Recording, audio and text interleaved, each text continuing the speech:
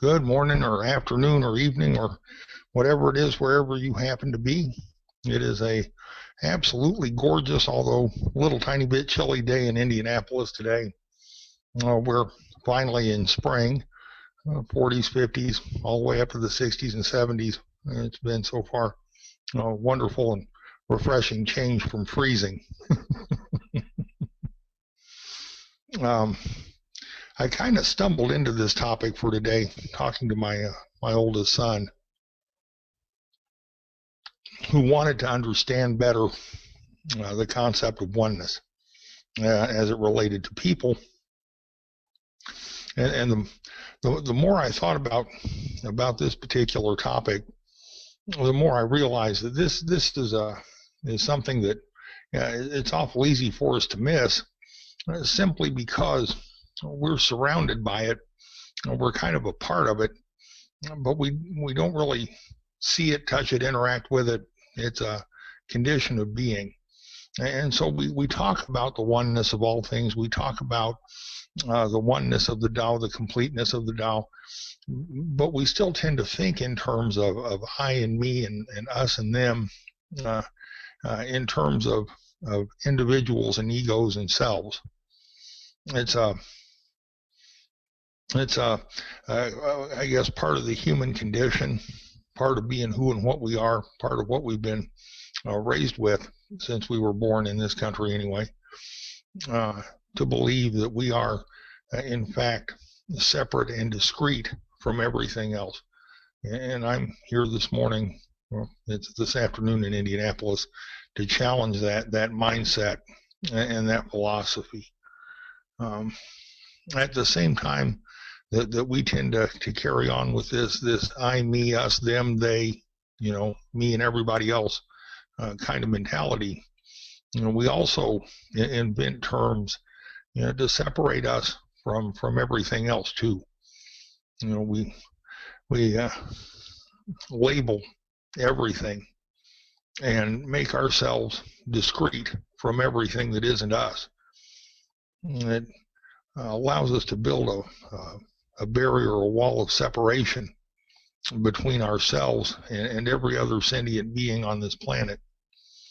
And I've said before that having a couple of dogs running around my house, that I believe with all of my heart these days that our pet dogs are in fact sentient. I don't know exactly what they ponder when they ponder things, but I know they're aware of fear and pain and joy, and I know they dream. That's kind of the funniest thing I've ever seen. Is our we have just a couple of mutts, nothing special about them, but they're lovable.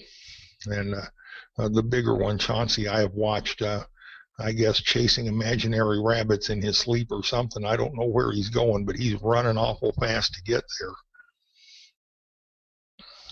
Now, I don't know if that level of self-awareness fully qualifies as sentience or not.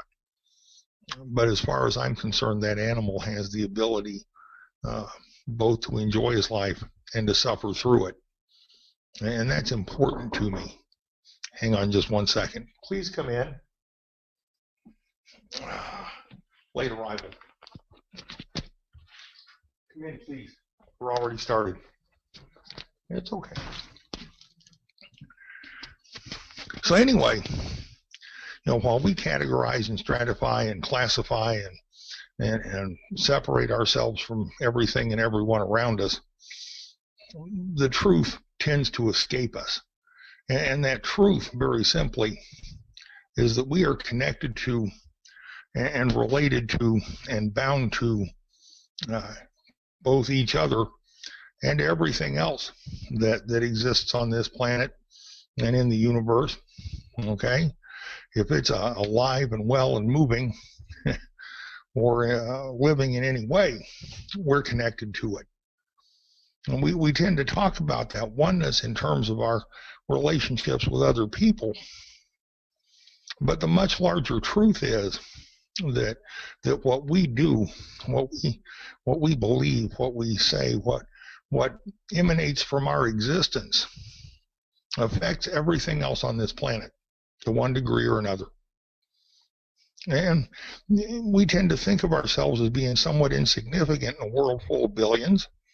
We think of our impact as being purely local. And okay, I understand that to a degree, but in the same moment that I say those words, I'm also reminded of the butterfly effect, where a butterfly sitting on a palm tree in South America flaps its wings, and then this entire chain full of global events unfolds as a result of that.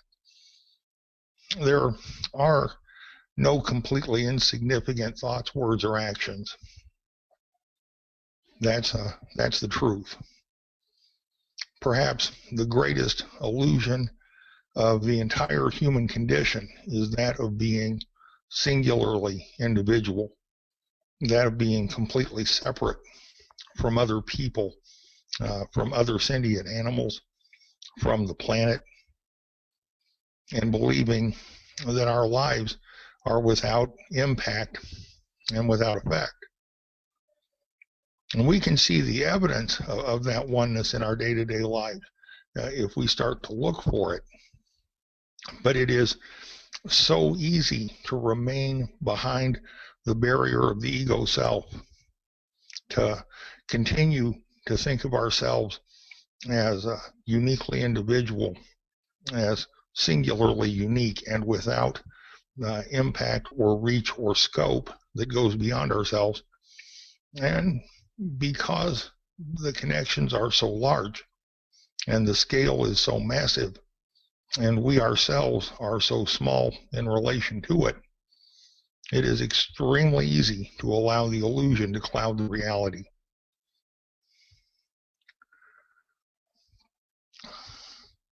The greatest thing that we have the ability to conceive and think about is actually the instrument of oneness in our existence. It's the Tao. Now, we all believe that as a principle, a set of divine universal laws, as a thing, if you will, that the Tao exists. We believe we are all part of it, and that everything else is a part of it too. But we can't see or touch or hear or taste the Tao any more than we can take in the entirety of the planet Earth, right? And the planet Earth is infinitely smaller than the scale of the Tao. Well, like the Tao itself, we can't see all of our interpersonal connections, all of our human connections. We're not even really pretty much aware of our connections to other sentient animals and what have you. And we can't see all of the effects of our actions and our words. But that doesn't mean they don't exist. They exist just the same. Just as the Tao binds the universe in oneness, it also binds us in oneness to each other and to every other living thing that exists. This one simple truth is the pillar that supports and props up the philosophies of compassion and service to others and tolerance and unity, all the way up to the philosophy of the great unity by Confucius, that wonderful and semi-utopian time where all people realize that we're all connected one to the other, and we all quit trying to outdo everybody else so that, we come out on top in some way.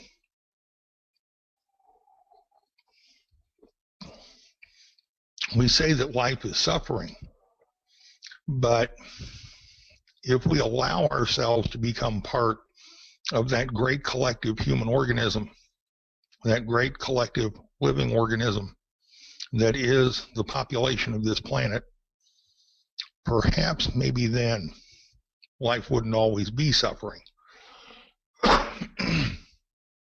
Perhaps maybe then, as more and more people become attuned to and have the affinity for that oneness, that over time perhaps that oneness can take root in many hearts, and peace and joy and the absence of suffering may begin to take root and take hold in places in the world where right now that is a precious, rare commodity. See, we don't have to look to the heavens, to the image of the Tao that we conceive in our minds, whatever that may be, to understand what oneness is or how oneness works or whether or not it exists. It starts with one person to another person, one person to another in a home, in a town or village, in a state, in a country, eventually to the entire world. And that was the philosophy that Confucius espoused when he was teaching so many years ago, was that what could be begun in the home could be carried to the entire planet one day. And we can begin to make that happen if we will only try in our day-to-day lives and in our interactions with others. We talk so much about evidencing compassion and about being of service to other people and about the oneness of the Tao. But I think very often we don't connect ourselves mentally to that great oneness, to that great completeness. And the point of the matter is, without any one of us, that completeness is now incomplete. That oneness is now in some small way diminished. But in our day-to-day lives, if we can begin to think of ourselves as that greater consciousness, as that greater collective whole, then perhaps in our hearts and minds, we can begin to change the way that we think about others and about ourselves, and begin to realize that we truly are all one. Now, the oneness of the Tao encompasses a lot of things that we are not, right? That's fairly self-evident. But if we can start with the people we know and work our way outwards to the people we don't know, we're well on our way to establishing a much greater scope of that oneness. See, oneness, like the Tao itself, is a universal principle. As a thing, it's completely indistinct. It's completely unreachable. It's untouchable. It's something that's only possible to be understood in the construct of action. It's a principle that we can consider, but without the motion, without the interaction, without the flow between yin and yang, it only remains a thought.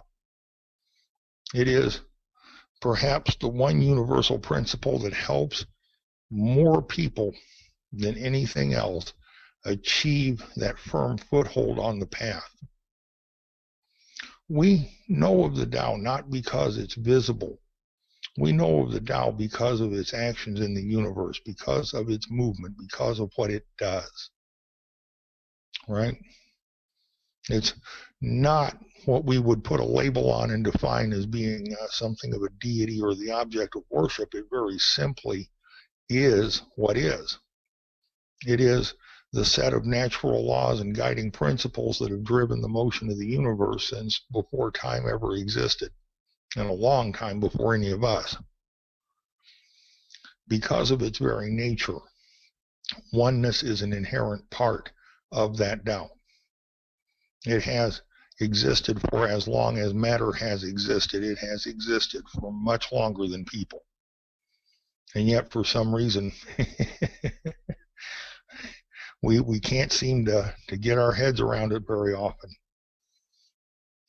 And so maybe, we can start today to change that point of view and to understand that by being part of the great Tao, that we are absolutely connected to and one with all that is. It's kind of a big deal. I found that to be such a profound and simple truth when my son raised the topic that I was actually surprised at how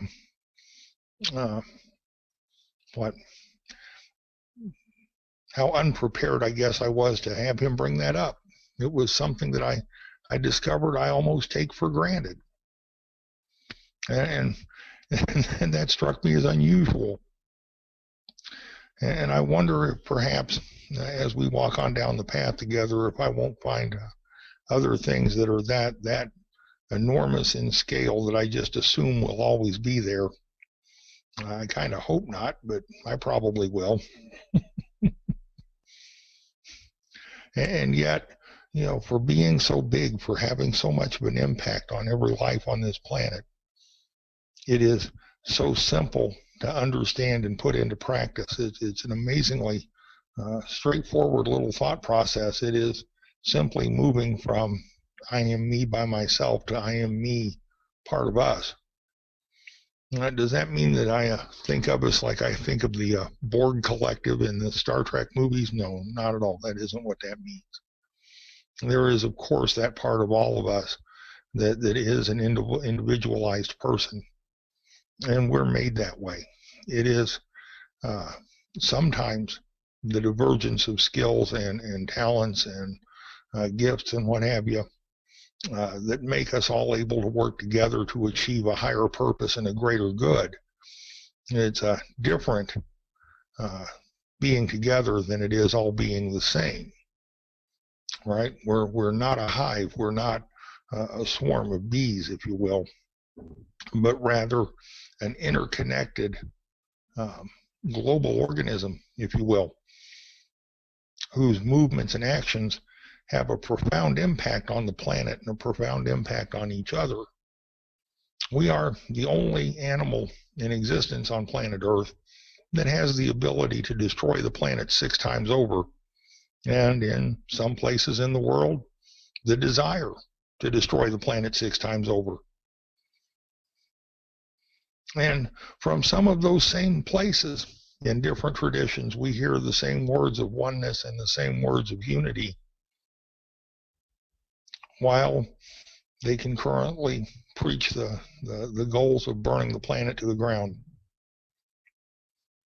We have to realize that if something like that occurs, it doesn't just affect the bad guys, it affects everybody. There will be no discerning who the bad guys were or who the good guys were. There simply only will be people, and most of us in pretty bad shape. Given our history, it is much more likely that the philosophy of unity and oneness will go unheeded in large parts of the world, and that suffering will continue to prevail there. But it's my most fervent wish that even if we only do this for a couple of other people, if only we can manage to see ourselves as all one in the relationships that we have in front of us, that maybe by doing that, that ability to perceive that oneness grows by a couple of other people because of us, and that someday maybe it'll make it to those dark little corners where it hasn't gotten to yet. And those people will also begin to change their point of view. When we look at global climate change, we are looking at a natural event that has been heavily influenced by the actions of mankind. Now, I know I'm going to make a few people mad by saying that. There are a number of controversial arguments about whether or not that's the truth. Personally, I believe that it's indisputable.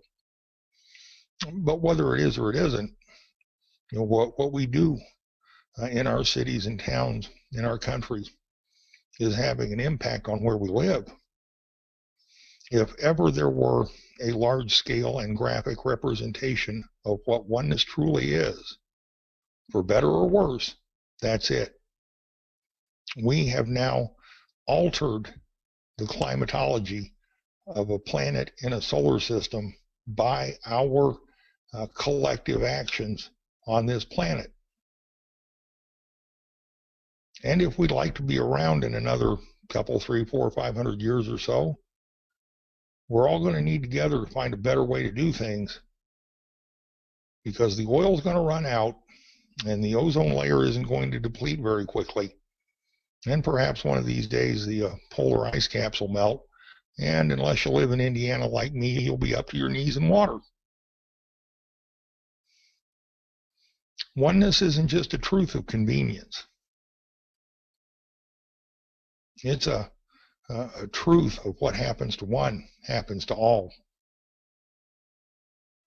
And perhaps the weight of that truth is something that we can get a hold of to help us to pass that oneness on to others.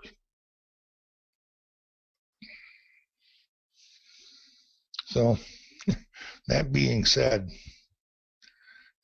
I truly do believe that the concept of oneness is, even though it's so simple, I think it's also large enough and intangible enough in some cases that it's very, very easy to miss. I think it's something that most people take for granted simply because it's always been there, it's always there, it will always be there. And it isn't something that we think about very much because, by and large, we're all really quite busy at trying to keep ourselves going down the path. And by virtue of that effort, have not taken much time to realize that we're surrounded by a whole bunch of other people trying to get to the same place. We're raised from our earliest childhood to believe that we exist as discrete individuals.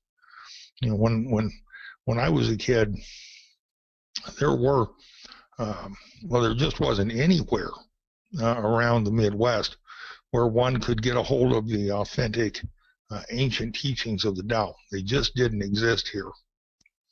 And so, I don't fault my parents for my upbringing. They didn't have access to a better set of answers like we have. But since we have access to the better set of answers, okay, we can change what we were raised to believe so that we can see ourselves and everyone else as connected to one another and everything else that lives. And perhaps if we can do that, then we can acknowledge that maybe the truth is that we all become better people by acknowledging and building on those connections that we have to other people. Confucius wasn't a blue sky dreamer. He realized that building that great unity started in the home and spread out from there. That everything that he taught about had to start with the relationships that were closest to the individuals so that they would all understand and kind of grasp the same concepts the same way. And then by that example, spread that way of living to other people. Perhaps if we can do that, maybe we get a day or two closer to the day of the great unity. It's my most fervent hope for all of us, because I'm afraid one of these days it's the only way human beings are going to survive here. But whether it comes to pass or not, it is still the truth that we are all connected by the Tao and all connected to every other sentient thing that lives on this planet. And that ought to provide a springboard for us to begin to tweak our point of view and understand why some of these teachings are as important as they are and why some of them are there at all. Thank you all very much. It's a joy to share with you, and thank you for letting me do that. Yo, thank you. Oneness is a great topic, and I actually want to use oneness and your understanding of it as a springboard for further discussions. Bill, I was just remarking to Natalie over here just a moment ago that ever since you had your shrine, had the shrine installed at your home, from that time until today, the difference that I have observed in you, the change, has been frankly quite phenomenal. Now, I don't want this to go to your head because you know and I know that you're still not perfect. You still have a certain habits that you're working on. Yes, I do. Anyhow, but the main point, what you have done was a very powerful accelerator on your personal path of spirituality. In that, I feel you are able to come into contact with oneness through your daily practice at the shrine. What do you think? Very much so. Sorry, I had to mute my microphone. The audio was getting choppy over here. Oh, thank you. There's a spiritual oneness that happens as a result of keeping the rituals and doing the rituals, but there's a change in thought patterns, a change in behaviors. It's a transformative thing that occurs actually in your day-to-day life, or at least in mine, that has been quite remarkable as a result of doing those things. I'm not the same person on the inside that I was before, in very many ways.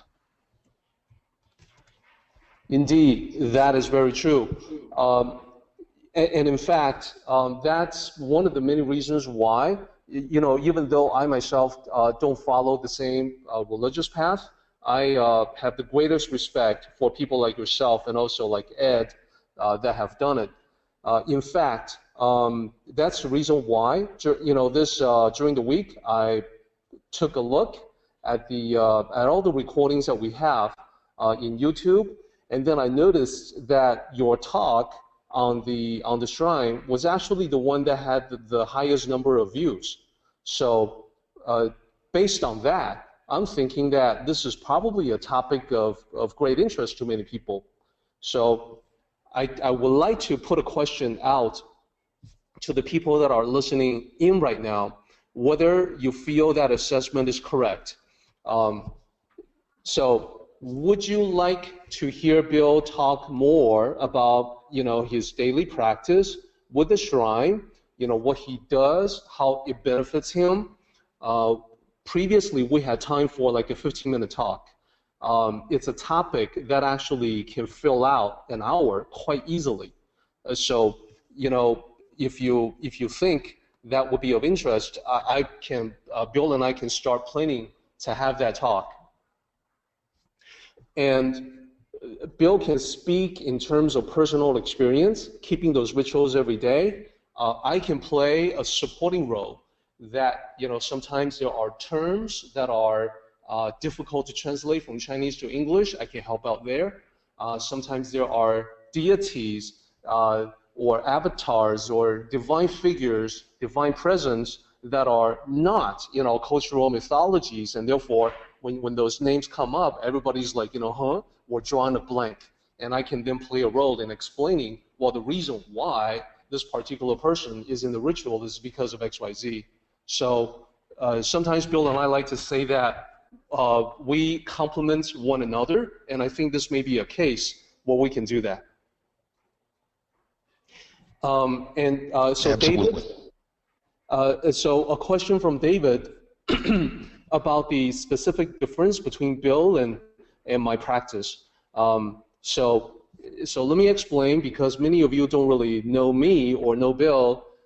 Some of you guys have known us for years, and you have seen us walk our individual paths. So most of you know me as an author. I have some books out there, and if you've seen those books, you may also notice that they are heavily focused on the ritual aspects of life. However, it doesn't go into particular deities or worship or religious dogma or anything of that nature, and that's because as I said, I walk the secular path.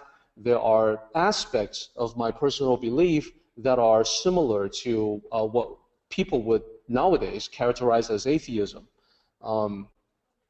Now, at the same time, I am not someone who will be castigating, blaming, criticizing people who do have a religious practice, because I have seen the power of that path as well.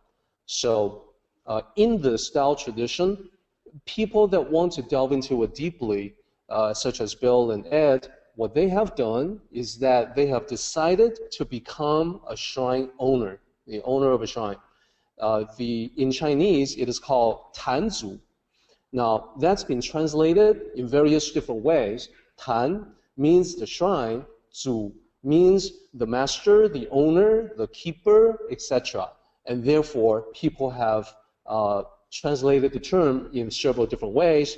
shrine owner, shrine master, shrine keeper, etc. They're all 坛主. So when you get to know the people at this temple, you quickly realize that they accord great respect to the people that keep a shrine, that have a shrine. And the reason is because people like Bill, they do things that most people are not willing to do. They commit to things that most people are not willing to commit to. The time that Bill takes and the care, attention to detail that he puts into the daily rituals, that's part of his practice. It has a powerful effect on him, as you have just heard. Same with Ed. Ed says almost exactly the same thing, although when Bill got his shrine, Ed was at that time just students and had not even contemplated the possibility of having one. Now he's walking the same path and seeing the same results. So, so people who decide to do that, it's not just the shrine owner. I also want to clarify a difference between the 坛主, someone who takes spiritual religious leadership. People look up to that person as an example. The difference between that and 点传师 here at the temple. 点传师 here at the temple is an ordained master. So on the face of it, most people would assume that the ordained masters must be a source of teachings. Well, sometimes that is true, but sometimes not. It's just sort of like in a school, you have teachers and you have principals. You have people who are acting in a more of a clerical or management capacity and people who do the actual teaching. So it is the same way with the ordained masters. Their unifying duty is that they have to conduct the rituals, and therefore they are also accorded a measure of respect. But in terms of religious leadership, spiritual leadership, looking up to people as an example, 坛主 plays a very important role as well. So all of this is new information, I understand, and therefore it's going to be unfamiliar. But as we talk more and more about it, I hope that it becomes more familiar to you. And as ever, Bill and I are only too happy to answer your questions.